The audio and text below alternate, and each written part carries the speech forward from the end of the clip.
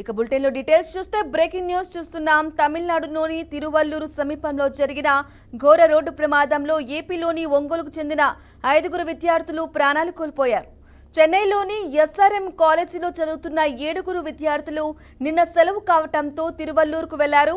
నిన్న చెన్నైకి తిరిగి వస్తుండగా వారు ప్రయాణిస్తున్న కారు లారీని ఢీకొట్టింది.